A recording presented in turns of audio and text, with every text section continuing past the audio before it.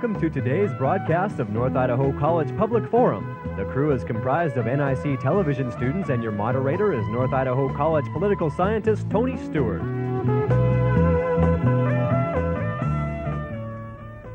As most of you know, the senior senator from the state of Idaho, James McClure, announced in January of 1990 that he would not seek another term to the United States Senate.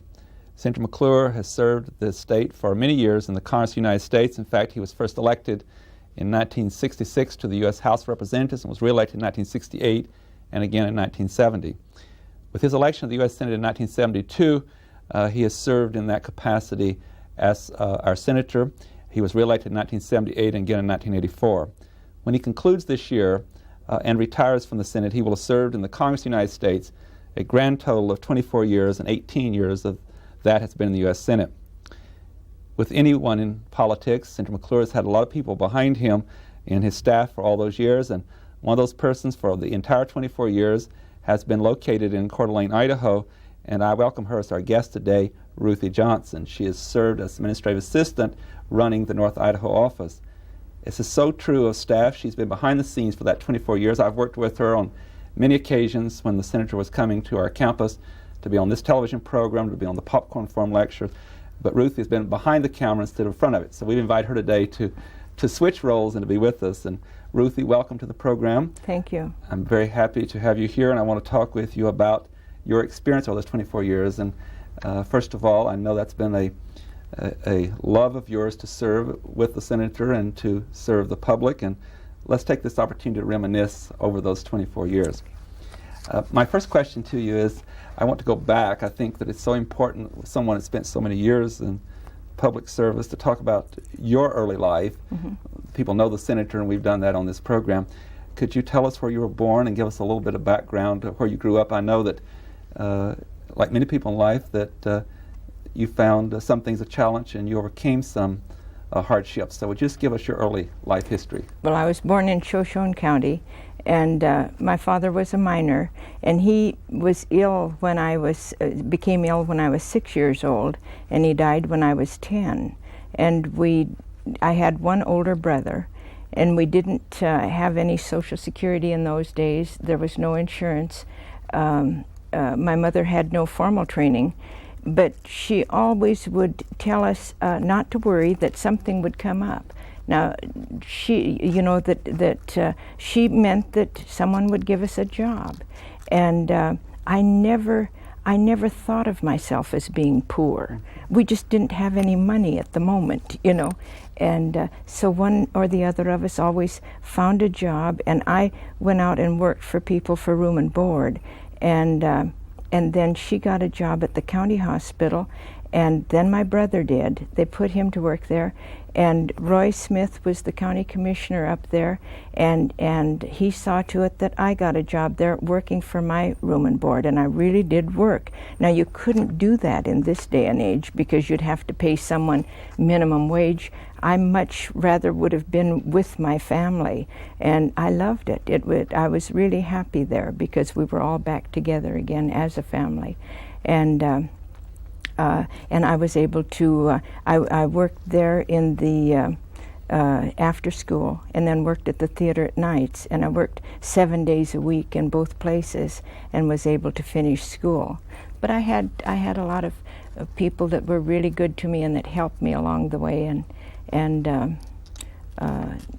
so I really feel that I've been very fortunate. And you certainly didn't have idle time on your hands. No. And I was in Spokane for a time. I went in there to stay with my aunt, and that didn't work out. And so Dorothy and Wes Walker from Walker Construction took me in. They'd met me once, and they took me in so I could finish the semester there. And it's their son, I think, that built this building. Their son took over the company, then the construction company, but I had a lot of people that were really good to me along the way. And then after you went through all of those experiences and got through school. Of course, you married, and tell us a little bit about your family, and then we're going to get in how you met Senator McClure. Okay.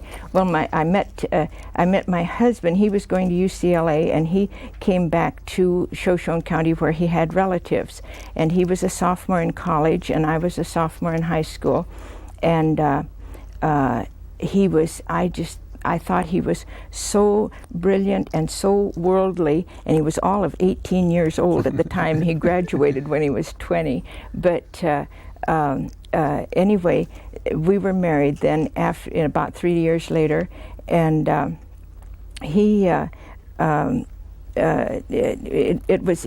we moved back to Wallace, and I got involved in politics. I did all of I stayed home with my children when they were young, and I have 3 children, and they were, I was involved in the usual activities with church and school and community activities, and then I decided that the best way to improve things in the country was to get better people elected to office. I felt that the country was run through the political parties. I have no objection to that, but I just felt that the way to improve things was to get better people elected. I never have wanted to run for office. I never would do that, and but I just wanted to work to try to help in that way. So I started going to the Women's Republican meetings in Kellogg, and then there were several of us that did that, and from Wallace, and I thought, this is foolish, why don't we start our own club? So I called up the state to find out how to go about doing that and organized the club up there, and we had the second largest one outside of Ada County. We had 104 members in a very strongly Democratic area, but there was interest in it. So then I got involved in the county central committee as liaison from the Republican women, and then I went to the state meetings and regional meetings just to see how the thing worked, and got involved in that way. And so with all that involvement, of course, then when James McClure, who at the time was a member of the state legislature, decided to run for the 1st Congressional District in 1966, I believe because of all your work in North Idaho politics, am I correct, that's when you met him, when he decided? Well, yes, I met him. I actually met him at the 1964 convention. I went there as a guest, and he was a delegate to the convention, and I said, you're the one that's talking about running for Congress. And he said, well, I'm not sure about that yet. And but anyway, when he came to Shoshone County, then I became his coordinator in Shoshone County. And I complained to every politician that ever came around that they took our money, our tax money, from our mining and our lumbering. They were glad to get our campaign contributions and glad to get our votes, but they forgot about North Idaho the rest of the time, that North Idaho was sort of a stepchild. And he was in the state legislature at the time. He was in the state senate. And he said, you know, I think you're right. And if I am elected, I'm going to open an office up there to better represent those people. And he followed through on it as soon as he was elected. Now, he was the first one that ever had an office outside of Boise. So he was the one that really got that started. So when he got elected in 1966, and of course in January of 1967, he became a congressman, and he opened up the office, and he chose the city of Coeur d'Alene for his district office. And it's at that time that you came to work at that office in Coeur d'Alene. You've been there ever since. Yes, I drove 100 miles a day round trip for 2 years. And I drove it in the hardest winter we ever had for about 50 years. So my husband decided we'd better move here so he could drive in the other direction. So we did that. Now, I want to take just a moment. We're going to get into some interesting stories, too. And the only problem we have 30 minutes is so short, and I wish we had more time. Let's first go through some of the duties or responsibilities you've had. I know that they change over a period of time, too. And as a congressman, they may be somewhat different than they are as a senator. But can you kind of walk us through some of the responsibilities, or kind of like a job description? What are all the kind of things you've done over those 24 years as administrative assistant? Well, it's impossible to tell you what I've done because there's such a variety. But generally what we do is deal with people's problems with federal agencies. Now, we can't force an agency to change a decision. We can maybe cut a little of the red tape or see that they at least make a decision. Sometimes people come in because they're so frustrated because they haven't gotten a decision, and sometimes they don't care if the answer is yes or no, just so they get an answer so they can go on from there. And but we do the senator's scheduling when he comes to town. We're his eyes and ears when people call in with problems, with suggestions on legislation, with pros and cons on the legislation, suggesting how he should vote. We pass that along to the Washington office, so he has the information that they give to us. The thing, of course, and that makes the job interesting is dealing with those problems. You know, you're like an ombudsman. You listen to whatever problems that come across your desk and try to address those in whatever way you can. I've always felt I had a little empathy for people because I was so poor when I was young, because my dad died when I was young, because my brother was killed in service, because I've had 7 surgeries, so I can empathize with a lot of the problems that they do bring in. You know, experienced a lot of them firsthand. Yes. One of the things that I want to get into about the office itself. One of your very close friends told me about kind of an affectionate way about your computer, and so with faxing and computers and word processors, you've seen your role change. There's a technology that's made it even faster for you, hasn't it, as you contact and work with the Washington office? Oh, absolutely, absolutely. There's no doubt that it has been simplified. The fax machine is amazing compared to what it was when we started out. I do not take shorthand. And so when we got press releases, they would dictate them to me over the phone, and I would type them as they dictated. Then I'd have to rewrite them time and time and time again, so, you know, with as many copies as was necessary. But when you got the copy machine and the fax machine, it was a cinch to get those done in nothing flat. That simplified that, but gave you more time for other things. Other things, absolutely. You mentioned scheduling, and I want to get into that. There's a couple of stories I want you to tell too, but many of our viewers know that the North Idaho College Popcorn Forum, the lecture series, has been with us now in its 20th year, and you and I are working on something in relation to that. And this program that you're on is 18 years old, and when you talk about scheduling, I've worked with you for 20 years. I've been here 20 years. And when the senator has come through, and he's been on the Popcorn Forum a number of times, and I think on this show something like 7 times, that's something that the general public doesn't see, that we work for days on that, or scheduling and back and forth and times and so forth.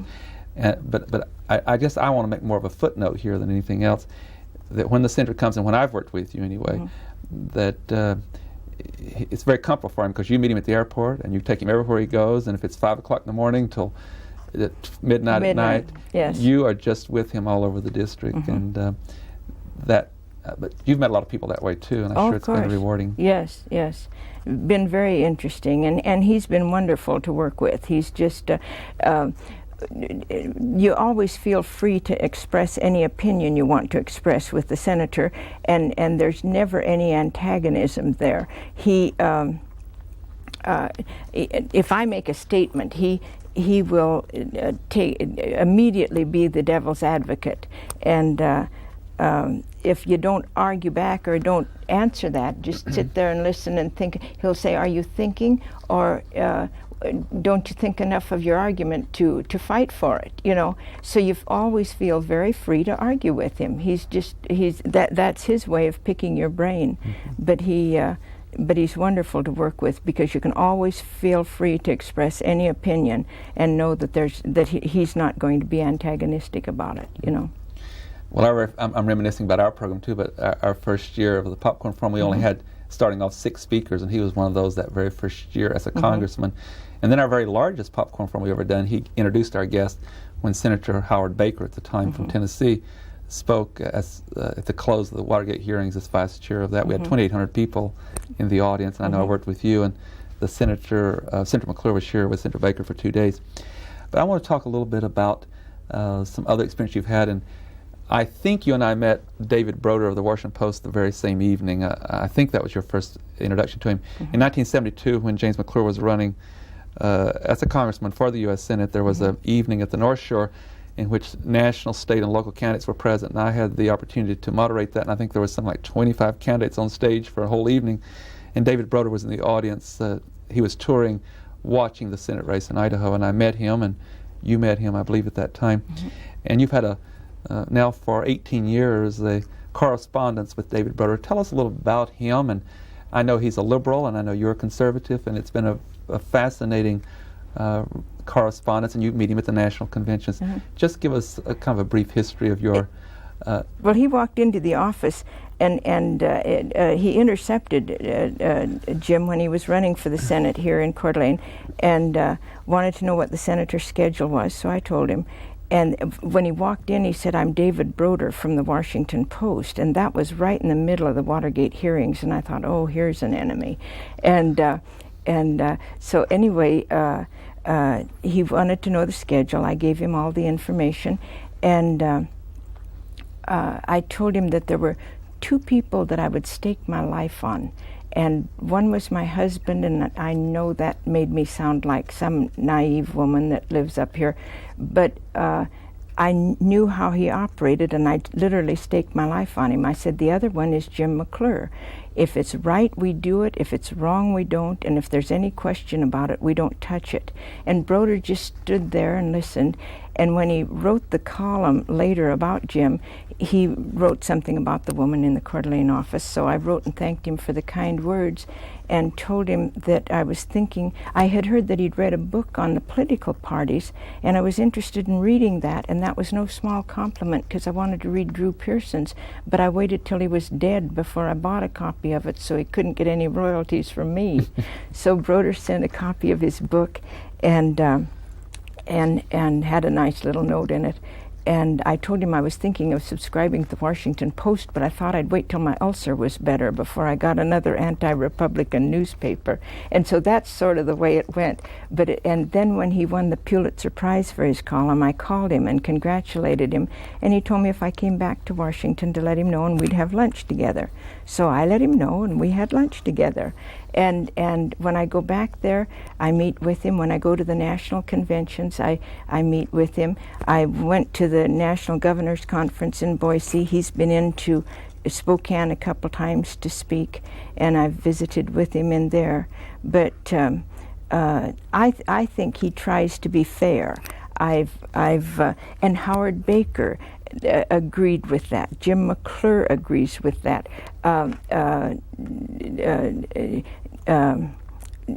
Paul Laxalt has told me that they think he's one newsman that really tries to be fair because he will present both sides. Ronald Reagan has, I know I sound like a name dropper, but those people have actually told me that about Broder. So it's been a challenging friendship. It's been I would write him philosophical letters, like I told him how poor I was. I wanted him to understand where I was coming from. I told him that I had always taught my children it was wrong to be tolerant of other races and religions. Wrong to be tolerant, because I don't think you can say I'm being tolerant without starting from an attitude of superiority in the first place. I told him there was no difference, that you find good and bad in all races, in all religions, in all levels of education, in all walks of life. And to like a man because he's black is just as hypocritical as disliking him because he is. So it's been challenging ideas that we've tossed back and forth, and it's been a really fun correspondence, you know. But he's just a good friend. But it's also very healthy and intellectually helpful to have a friend of another philosophical position, because you challenge one another to think about your positions from another perspective. There's a story that you told me that, and it's been in one of the local newspapers too. We could sit here all day and talk about constituents have come in and things have happened, but I do want you to reminisce and tell the story of the lady who had a problem with her check coming, her federal government check, and there was a problem at the post office. And I'm not going to tell the story for you. I'd like for you to share that story with our viewers. Well, she had been promised that her check was going to be there. And a lot of times you don't count on a check until you actually have it in your hand, you know, because because of the processing and the things that can go wrong. And but she thought her check was going to get there, so she ordered some baby chicks. Well, she came in because her check had not come, and the baby chicks were in the post office. And was this on a Friday or something? Yeah, and they were chirping away, you know, and what can you do? She had to have the money. So I called, my husband managed the bank up in Osborne. I called him and asked him if he would please bring me $50 to loan to this woman. And he said, I can't loan that money out of the bank. That'll have to come from our account. And I said, that's fine, you know. And he said, what do you want it for? And I said, well, to get her baby chicks out of the post office. So he brought me the money, and we met her and gave her the money, so she got the baby chicks out. and wasn't it complicated with the fact that if it's on Friday, and then if she had to wait till Monday, what would happen to the chicks all weekend? But it's been a challenging problem, and it's been a challenge to my family because of the time spent on the thing, and they've been very cooperative and very helpful, and I couldn't have done it without them. And as you know, we sent 3 children to UCLA for 25 years, and the reason they went, well, their father went to UCLA, but there's no medical school in Idaho, and the 2 boys wanted to go to medical school, and so they went there 10 years each, and then our daughter went there 5 years. And they're both medical doctors, both your sons. Yes. And you've been through a lot of challenges and financial challenges too. I'll reminisce a little bit here too, because in my classes I do every spring a criminal trial, a murder trial, and one of my student lawyers is a friend of yours, and she desperately needed a photograph of a car that she couldn't find here, and so she called your son Duke, or you did, or someone, and he took a photograph and took it to have it processed, and he was headed for surgery, and they kind of held surgery up 30 minutes so he could get that in the mail. So your sons are doing like you, they're providing services to students in this case. I thought that happened a couple weeks ago, and I thought that was a cute story. I know that there's so many questions to ask that we could go on, but particularly when I'm reviewing something that's coming to a conclusion after many, many years and reflecting back on it, I'd like to give you this opportunity to tell us, and I know there's so many things, but of all the things that have happened in 24 years, we had Senator McClure on this show not long ago, this same question. What's been the most rewarding thing for you during this service in a congressional office? Well, helping people with their problems is very rewarding, and I got a one fellow didn't have any insurance and couldn't get his he needed to have a surgery for kidney stones, and he couldn't afford it, and he was told, someone told him that he had to have $10,000 down. The operation was about $20,000, and for the sound breaking up the kidney stones, and only one hospital did it, and that was in Seattle. And so I called the hospital and asked them if they could, I said, he has $3,000, why can't he make payments on that? And she said he only worked part-time, that was why he had no insurance. And she said, we give some of those free because we have done that, you know, some, and for charity. And so she said, have him call me. So I told his boss, and his boss had to go up a canyon and get him because he had no phone, take him to the phone. And he called, and I never heard any more about it for about a month. And then I got a letter from him, and thanking me for the help and saying, I just want you to know you saved my life. So things like that are very rewarding, you know. And we are able to help people at various times with things like that, but also participating in the political activities. Now I do those on my own time and at my own expense, but that's been fun, and I've met some interesting people. And when I was on the platform committee with Jim McClure back in Detroit when Reagan was nominated the first time, Jim would introduce me to everybody because he knew I got a kick out of meeting people, and he would say, she's a delegate from Idaho, she's on the platform committee, we're friends of long standing, she also happens to be on my staff. But he would introduce me in my right to be there first, because if he'd started out saying she's on my staff, I would have been a little tag along. So I thought that was very kind of him, and it was just a real fun week.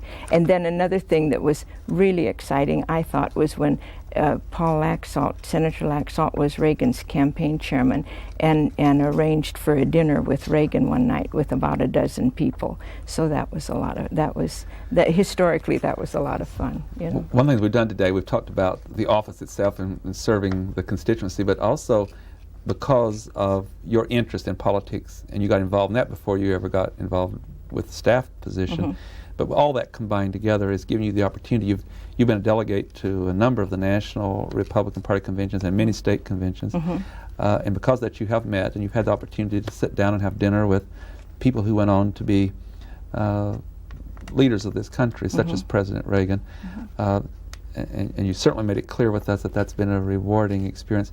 Maybe this is an unfair question. If it is, don't answer it. But of all those people you've met, other than, I know your great admiration for Senator McClure, but outside of Senator McClure, what other political leader has impressed you the most over the years? I know that you've met a lot of them, but well, and I like I like Paul Laxalt. I like Phil Crane. I like Steve Sims. I like Larry Craig. All of the people that I have dealt with, but Ronald Reagan has been a very kind person. He is. I've met him often enough and dealt with him often enough to know a little bit about his personality, and he was so free and open and would give us all of the information that we wanted, and people kept interrupting us at the dinner for his autograph, and so he'd stop in the middle of an answer and turn and give them the autograph. Then he would thank them for asking for it, and say something to each person to make them feel at ease, because they would be embarrassed for having interrupted us. And then he'd pick up, he'd turn back and finish answering the question. We'd ask him something else, and he'd answer that. They'd ask another thing, and then there'd be someone interrupting him. And that went on. And after 25 years, that has to get awfully tiresome. Yes, but he was so kind and so nice to people. And Jim McClure always said that what you saw was what you got. I'm so sorry to interrupt. We're out of time. I got the signal we must quit, because I do want to end the program with saying to Ruthie Johnson, thank you, and 24 years that you have been here and you have worked with the Senator's office, and we've enjoyed doing this program, and thank you for sharing your time with us. Well, and people should be enthusiastic about politics and not cynical. There are a lot of good people out there. Ladies and gentlemen, I hope you've enjoyed our program. Be with us again next week. Until then, please have a good week. I am Tony Stewart.